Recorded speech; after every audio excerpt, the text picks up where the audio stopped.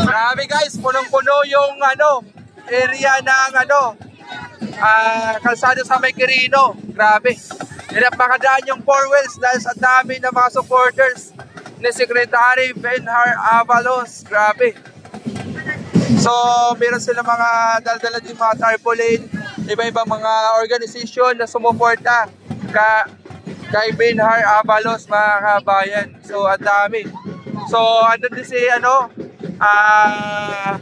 Ariel Querobin, tumakbo rin na sa senador.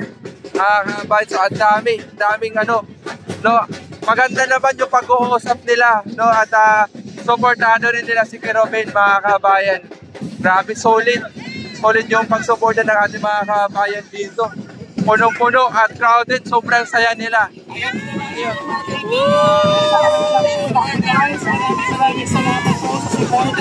Ang dami nila. Pero boss, mga pagkaroon yun, ang dami.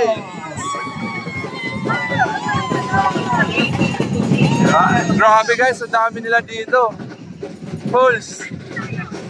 So, meron din ditong dumating, kakarating lang yung Bam Aquino.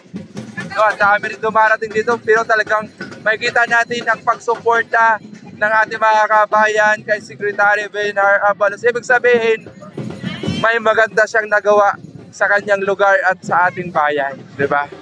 Kasi ang daming sumuporta sa kanya rito, mga kabayan. Ibig sabihin, maganda ang nagagawa niya at naitulong niya sa bayan, di ba? Kasi pag walang naitulong, imposibleng ganito karami ang tao dito, di ba?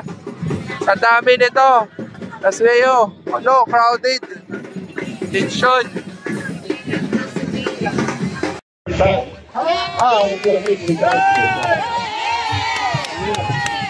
Sa dahil nito, sa delegasyon, sa tao, sa pamilya. Thank you very much. Ating Pasig May Polito, Director Abel Macarimpas, Director Narcis Bank. Yunus, also Yunus.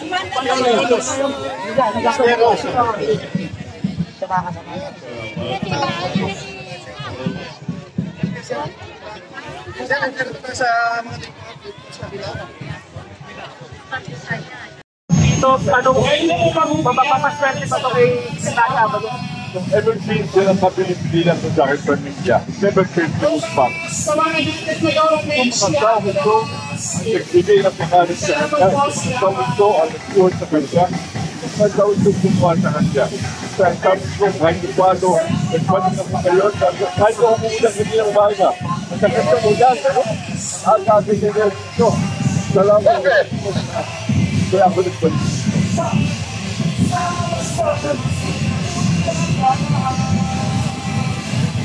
Ano po ba ang gusto ng bitukan niya? Well, alam mo, ang maganda, hindi nagtuloy siya. Ano ba ang gagawin ko? Kabila ng ginawa ko sa Mandaluyong. Ano ba sa amin sa Mandaluyong una-una? Ang Mandaluyong ng araw, pagkanda naman sa Mandaluyong ka, lalo yung tatanong laog siya ba o sa labas. Ngayon, Mandaluyong, although it is only 1,124 hectares, alisin mo po rito 246. Ano ito? When ko rin ito, 120 hectares, wala kami kinta sa pusin. Kasi amin yung lupa eh. We can give it correct. Real estate, sa mga nakatira dyan. Kasi hindi amin ang lupa. Ang AGP, 6 hectares, International Bank, wala rin kami dito dyan. Ganyan, lahat ng servicio sa kanila. Ang wakas, 120 hectares. Isang presidential, isang commercial, isang industrial. Ano yun? Recreational lamang.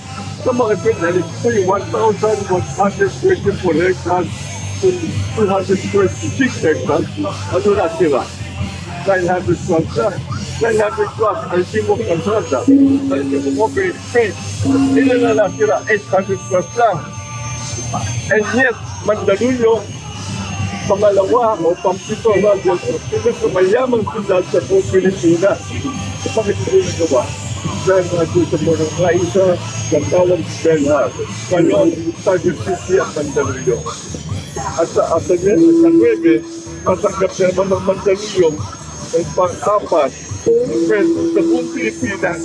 Pinakamalaking koleksyon ng tamtin sa Queen sa Kalimutan. Itigay niyo sa atin sa amin ng merkado. Yan sinasabi si Benhar.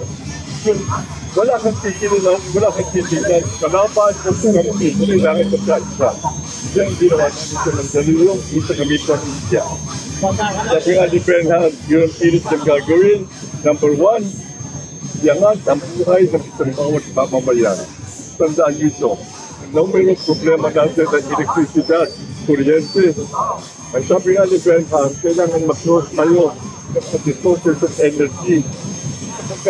Hindi bababa ang lahat ng mga bilihin, ang lahat ng mga production kung mataas ang kuryente.